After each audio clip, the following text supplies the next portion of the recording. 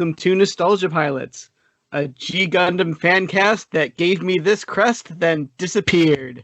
I'm Hugh. I'm Jurd. I'm Jason. And I'm Spence, or maybe I'm not. Who knows? Today we're discussing G Gundam Episode 6, Fight Domon, the Earth is the Ring. I was almost worried off The Earth is the Matrix.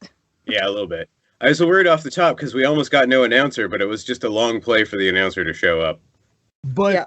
Okay, I'm glad you brought the announcer up. So, me and Spence are watching this earlier together when the announcer literally defied reality. It's like, hello, this is the fourth wall. Punch! Right through it. Yep. He broke space-time continuum. He shattered reality. He defies all physics. Well, I have some points. The first part of it. Yeah, I have some points about that come up later down the road. But this episode, more than anyone previously, plays with the reality of what we understand and is going on here. And it opens with a flashback. Yeah. It was all computer simulation using illusions. It was an illusion. The cake is a lie. So basically, we open and Domon is sitting having tea with this guy who looks like a monk. And he's just like, well, that's all going to have to wait for a minute because I didn't really understand what they were trying to talk about. And the monk has this shit-eating grin and says, oh, Rain won't be joining us this time. Cue choking, falling over, the cup spills. You know, I expected smoke to come up from the cup like he was poisoned or something. And I'm just like, well, I don't know which was the bigger key. That Rain wasn't coming or that he was drinking tea that somebody else was not drinking with him. Yeah, fair. I'm getting the impression I do like the sinister monk that because we open in ruined, crappy Earth, Kyoto, where all the pagodas are sideways. It's a bastardization of all things Asian mixed into one. Because it's not really the monk is not really Japanese or Chinese, but it's mixed with both. Well, Kyoto is actually a city that's full of temples, and I believe he was at Ginkakuji,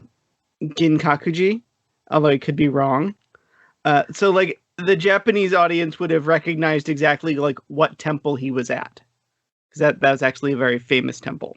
I don't want to jump ahead, but this actually brought up some questions because we do eventually see the colony, Japan's colony from space, and it's just Japan. It's just the island of Japan in space. So here's the thing. He was on Earth in Japan, and then he was in space in also Japan. Yeah, so did they just make a space station that mimics an island chain, an island essentially, or is it actually an island that they hauled into space somehow? Both, because physics. Space physics. What is it? Texas is the US? Yeah, I think they're just shaped like it, but we did get that view of the hunks of Earth being lifted off.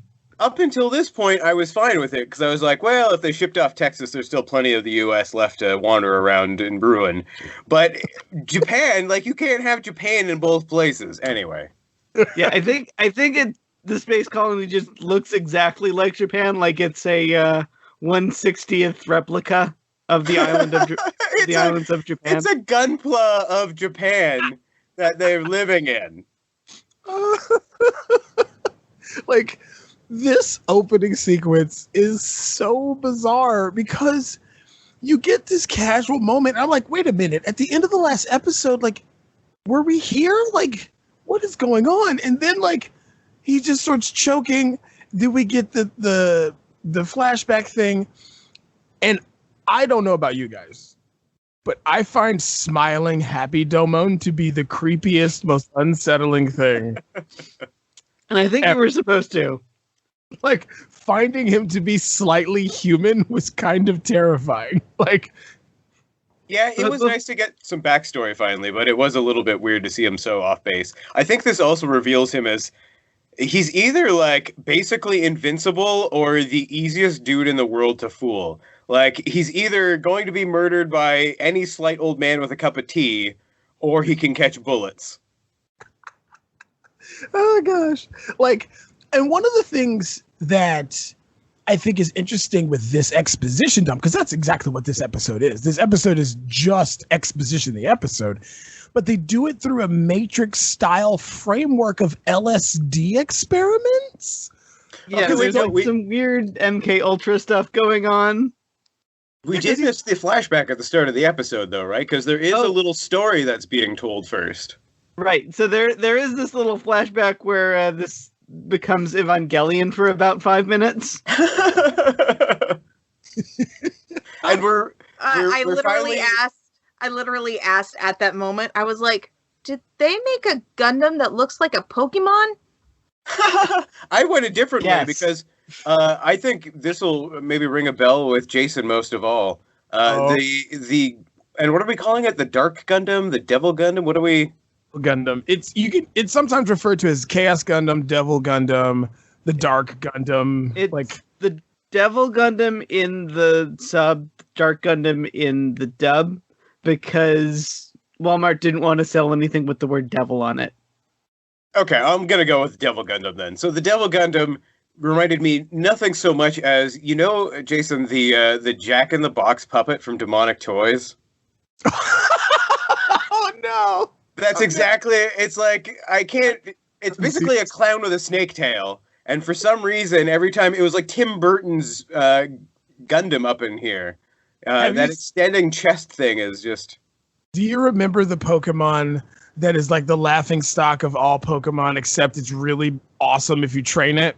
Shuckle, the one that doesn't evolve. It looks like a worm inside of a Mario shell. Oh man, all I ever do is Psyduck, so. See, Shuckle, it literally looks like a Shuckle with a Gundam on its head. Like, because Shuckle literally is just a worm type Pokemon that lives inside of a red shell. And this thing is just a Gundam with like a Naga butt inside of a shell. Like, Spence was like, is this a Naga Gundam? And I was like, kinda? For those of you not familiar, a Naga is a half human, half snake creature. Anyway, keep going. It's like Hermit Naga, if that's a thing. Like, oh, I've grown too big for this shell. Time to switch over. Like, although we do learn interesting things about it at the end of this thing. Pretty cool reveal, and I got really excited for a moment because we just had a flood of Zaku's for about 2 seconds. There was just screen to screen Zaku's, and then they all just got devastated because it was an instant death flashback. Did you see the lead one after the flashback, the purple one, that looked like a xenomorph? Oh, yeah. Well, there's also, I mean, I don't want to jump ahead, but they just slip in the, what was it called again? The Phantoma. The Phantoma mobile suit, that looked like a xenomorph. It had the long head. Yeah. So that's all flashback, and then we come to, what's his name now? Ulbe? Udube, who is just... okay, so we're our third show in, and we've been introduced to a number of masked men at this point. He is easily the chillest of the masked men that we have come to. This man He's evil. Yeah, so far, he just kind of seems like a dude with a serious office mind who happens to wear a mask. He's like the phantom of the upper management. You know who he reminds me of? Vega from the Street Fighter games. He is pretty dapper, and he's got like a 5 o'clock shadow. But it's also the half mask, right? Because he's not really trying to hide himself. He's just maybe got a war wound or something. Yeah, I mean, they explain it a little bit later on in the episode, but because what is it that in the flashback you see a guy get attacked, and you think he's dead, but they spill the beans later that he was actually that dude from the fight against the Devil Gundam. Right. And can we just call him Ghostface the Gundam executive from now on? I was going to call him Phantom of the Gundam. Because he's very much the Phantom of the Opera mask. He's got that very like half mask sort of thing going on. Ghostface killer. Like, but in the meantime, the Japanese military needs to interrogate Domon to see if he's able to do this. And the way they do that is through like a weird holographic dating sim sort of thing where he like meets with his family.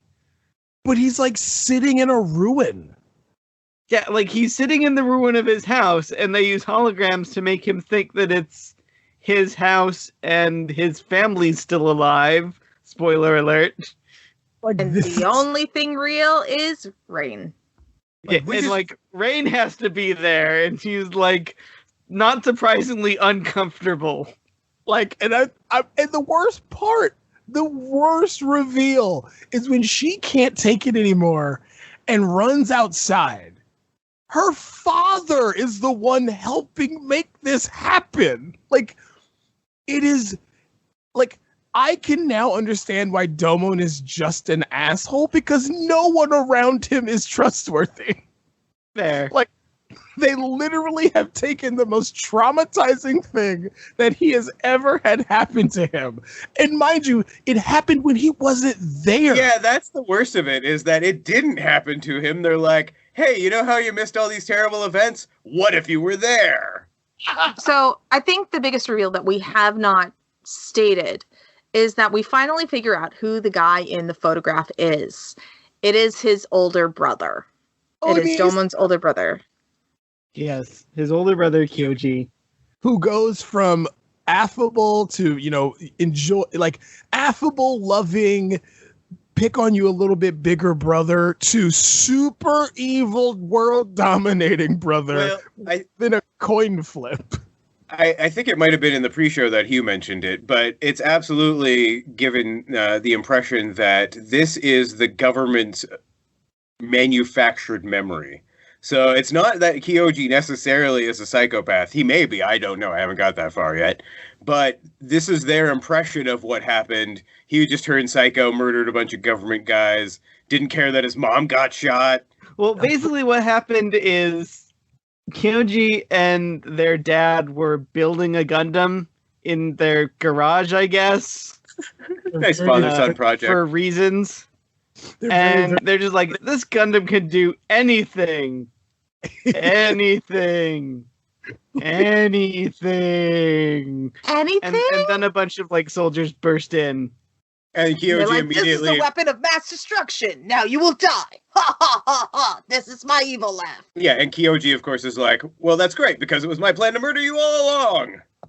At which point, he fires at them, murders a dozen dudes, and then his mom delivers the best line in the episode, which is, this is just a misunderstanding, right? And then she gets shot in the back. Like, by the most Uncle Duke looking dude. Why did they recreate the end of that Call of Duty game where you're shooting that one guy while you're laying on the ground dying? And also I felt it was such a Yu-Gi-Oh moment, because they're like they burst in, haha, we've got you with our special attack, and he's like, but you've activated my trap card, Devil Gundam, and like. Oh, I miss Yu-Gi-Oh! I loved activating my trap card. Oh, it's one of the best greatest trap cards.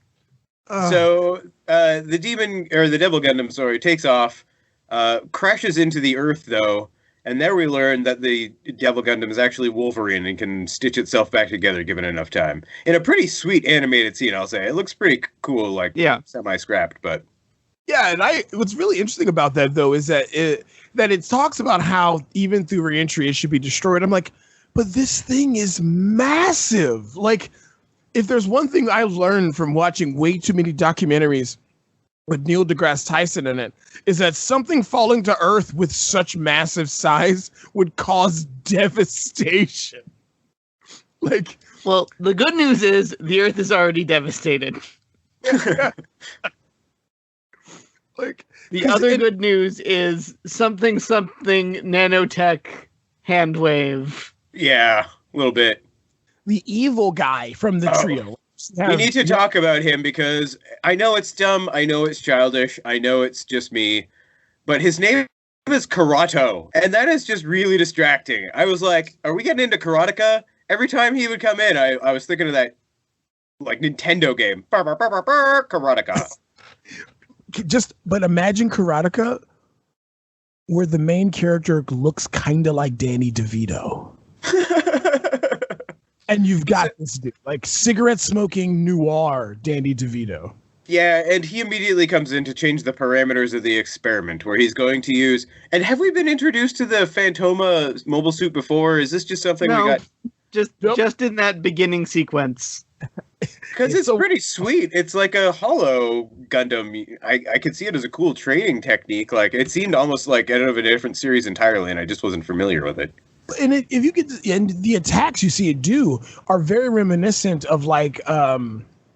your favorite underwater Gundam, the Cancer that looks like a crab, and the heavy arms, because it's basically crab claws and missiles.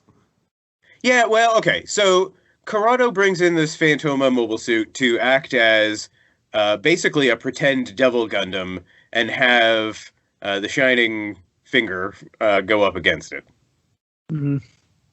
Yeah, so Corrado's plan is, well, while we have this guy drugged and fucked up and processing with, like, witnessing the death of his mom that we simulated, we're going to put him back in his giant walking tank and have him go nuts. No, not even just do it. Not even just go nuts. To see if he's willing to murder his brother. I want to find out if he'll kill him. Let's get him in there, and maybe we can pretend kill him once ahead of time as practice. So this tactic is used a lot in psychological warfare, and they used it famously in the Hunger Games books with Peeta against his friends, so Katniss and all them, which is why when they saved him, his immediate thought upon seeing Katniss was to kill her. And so that's essentially what they are reinforcing with Domon, is this psychological warfare of, yes, this is your brother, but your brother did X, Y, and Z unforgivable things. This is why you have to murder him. He is a monster and he must be stopped. Yeah, it on a lot of levels it does work. It also works to maybe underline, if you look at it the other way, to say, oh man, the government are monsters and maybe there's a reason to be fighting them. Mm-hmm. But at the same time, I have to say that in a plot sense, it's a little convenient that what we get here is another fight that isn't really a fight. Like, every episode so far, they've found a reason to have a fight that doesn't come to any definitive conclusion. So, you know, if you just blow up some other mech that's not even really the Gundam that you think you're fighting, it's almost the same as blowing up Jibity Cricket's arm or whatever. Yeah, but I will say this is probably the closest we're going to get to the underlying theme of the central universe of the Gundam series of child soldiers, because basically you can say that they're brainwashing him using drugs and they're wanting to see how far they can push their robot assassin by seeing if he'll kill his family. They're testing his resolve, they're testing his willingness to do things. I mean, I just finished a watch of the current seasons of Black Lightning, and in one of those seasons a character is made to kill their own mother just to see if their brainwashing and their control techniques work. And so I feel like this is that same type of extension, but I question the ethicalness of this in every aspect, not only about the drugs and the hallucination and controlling, but is there another pilot in that thing? Karada was using that big goofy remote control that looked like a fight stick. Because that was my thing. I was like, does the explosion of that controller mean that there was no actual pilot in that thing? Because I hope so. Because Domon murders the heck out of that thing. Because this is the first time we get to see the burning Gundam, or the burning Shining Gundam, or the Shining Gundam. I think they just said Shining Gundam. Yeah, it's the Shining Gundam super mode. Yeah. Which is specifically the reason why Domon has to pilot the suit, in addition to family drama and whatever weird plea bargain they have for his dad. Because Domon has the crest of King of Hearts, he can interface with his Gundam in a way that no one else can, and he can activate this super mode in the Shining Gundam that makes it turn all gold. It releases a bunch of like vents, and then so it fills up like a the frilled lizard in Australia. But then, then the best part of this animation sequence, he draws his laser sword, and you see on the laser sword branding that says G Gundam. yeah, that's right. Like we're watching it together, and I'm like, okay, so he's filling up like they put that on the sword. What the? Listen, so when you're taking sweet shots for Instagram of your model kit, everyone will know which series you're building out of. it was so amazing. And I've seen this series before. I own this series, and I completely forgot about this weird laser sword branding. I want to know how it works. How did you do this? Because, again, physics. Well, I mean, let's not get too hard into the physics of a laser sword to begin with. I did find this this was sort of, and I may be wrong, but to me, this seems like that thing they sometimes do in video games where you start off and you're at full power, and then some event happens where you lose all your abilities and you have to build up over the rest of the game to get back there. Because we've gotten a taste of Super Saiyan Shining Gundam, and I assume we're not actually going to see it in proper action now for another, dozen episodes or something. To my recollection, this does follow the same type of progression as other Gundam series. So they may say this is the true form, but because you got to sell more model kits, he's going to get an upgrade at some point. I don't know how you upgrade the Super Saiyan Gundam, but you do. And if I'm not mistaken, I think there's one bit, how he frills out all over. I think there's another bit that didn't frill out. I know that sounds weird, but he didn't truly peacock himself. Right. Well, this just definitely feels like a teaser of going over 9,000. Yeah, basically. And at this moment is when he then decides to tell them, never do this again. And they're like, wait, when did you recognize that this wasn't real? And I was like, I don't know. The moment he witnessed his brother standing outside the cockpit of his ship in space. Although, if you've learned anything from Captain Harlock, if your machismo is over 9,000, the vacuum of space does not matter. Yeah, we did kind of get that with George, but that was, again, in Earth's atmosphere. Yeah. But he can't do that on the G Gundam. The G Gundam, or the Devil Gundam doesn't even have a sail, Jason. That is true. He doesn't have this fancy spaceship with an actual manual round ship steering wheel or sails in space. And his ever filling bottle of wine. Because Captain Harlock is the greatest wino pirate of all time. Screw Captain Jack. Why don't we skip to our favorite parts? Oh, my favorite part is absolutely Kyoji, Domon's brother, sitting on the outside of that ship in the most shonen bad guy fashion ever, arms crossed, maniacally laughing. It's all the ridiculous, over the top craziness that you could ask for in this show. My favorite moment was actually something we haven't even brought up yet, and somehow I can't believe I haven't mentioned it, which was the dinner pit. And we totally skimmed over it, but when Domon's having his hallucination, they're in this dinner pit, and it's you've got this huge empty room with a flush floor, and then the dinner pit is sunk down. So everyone's basically in this sub pit, very 70s style. And it seemed weird. I was like, oh, that's very homey. It's very kind of Star Wars-y the first time I saw it. And then somehow they took the dinner pit up a level by having it turn into the express elevator to the secret lair of the hallucinatory bad guys.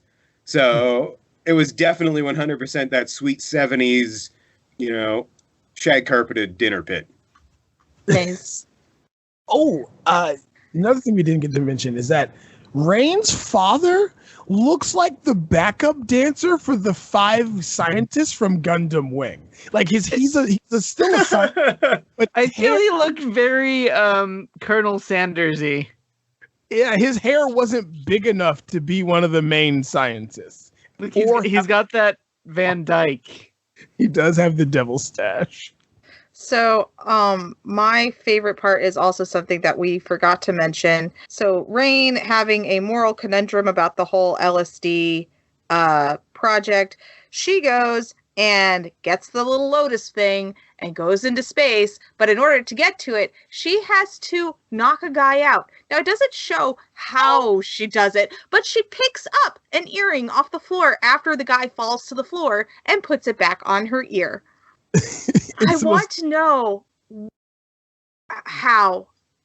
Also, I want to be her girlfriend, like, super bad. She's kind of Batman. Like, she clearly just had something ready to go. But the one thing I had about that scene was that there is absolutely no reason she had to be involved in the weird, ruined hallucination thing. She could have just been another hallucination. There was no reason to be like, okay, but you be the real one. You get in there. A hologram. I think that is partially so that she has a shared trauma with Domon. I'm almost certain that this is how they are building that relationship between them. And like they even say at the end of the episode that they will continue being the lonely fighters. And they say that of both of them. I think you're totally right, because it's only once Rain gets into a tough scrape with Domon's brother supposedly almost injuring her, that it turns around and he uses super mode, Cyan, Shining, Gundam, whatever. Yeah. I love Rain, and she deserves better. Yeah, it's, it definitely falls into that whole almost fridged sort of stereotype, because up until this point, like, we've not had to see Rain be saved, really. Like, she's always been competent. Like, even when Domon tried to trap her in a bathroom for some random reason, she had her little engineering kit to get her out of that. She's had the bubble compact where she protected everyone, and she even had the stun earrings. I mean, at this point, if she whipped out a cape and a cowl and said she's Batwoman, I wouldn't be surprised. Like, yeah, and she probably wouldn't be suckered into drinking poison tea by some goofball priest. But anyway, what about you, Hugh? Do you have your favorite moment at hand? Okay, so my favorite point had to be Kyoji's villain turn in that simulation or whatever, just because he goes from 0 to 60 in one turn.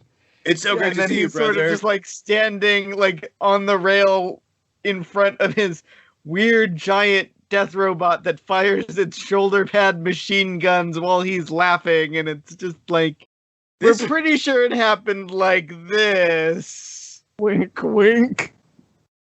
We had nothing to do with it, or we were never there. Wink, wink. This is just computer projection. Oh man, we're totally not projecting a propagandist narrative.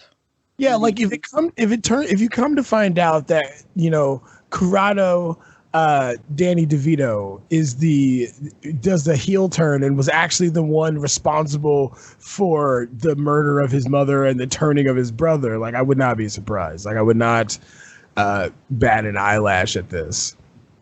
But I will do a heel turn when you're already a heel, though.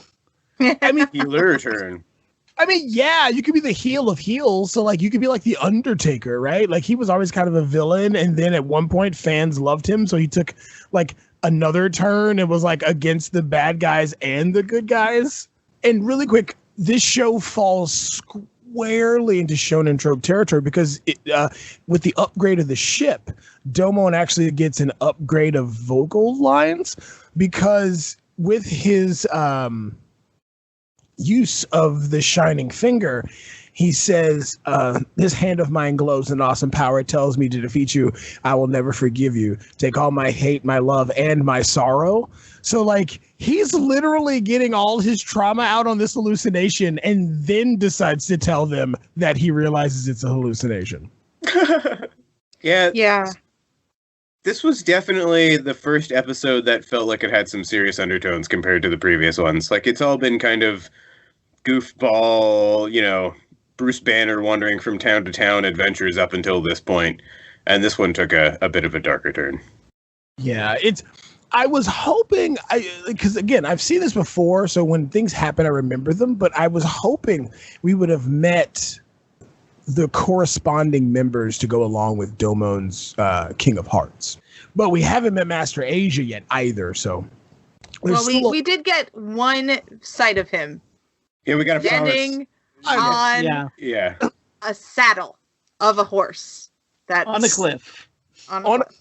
Can you get more shonen badass than standing on your horse's back on a cliff at sunset? Just I'm out here. I'm doing the awesome thing. Look at this ponytail wafting the wind. Look at it. Just stare at its magnificence. Oh gosh, I'm just so glad that happened. Thank you for bringing that up, Spence, because we're watching this and I was like, oh my God, like I didn't realize they were going to show Master Asia this episode and he's just standing there. I just cannot wait. Just remember, guys, we've told you this before, but at some point a Gundam is piloted by a horse. Like it just... Oh, actually, where are we headed next week? So next week we are going to sunny Neo, Mexico. I'm sure that won't be a problem. It gets worse because Domon will have to square off against Chico Rodriguez and the Tequila Gundam. That is my goodness. Where I was going, because in the Crunchyroll description of the episode, it talks about Chico Rodriguez, and I was like, can you get any more stereotypical? But you can find all of our show notes over at nostalgiapilots.com. Follow us on Twitter at nostalgiapilots. You can find everything I do over at hughjodonnell.com. You can find everything I do over at skinner.fm. And you can find everything I do at nerdswithvoices.com. And I'm over at resonantmoon.com. Join us next week for the next thrilling episode of G Gundam. And until next week, I'll never forgive you. My headphones glow with an awesome power. Their burning grip tells me to defeat you.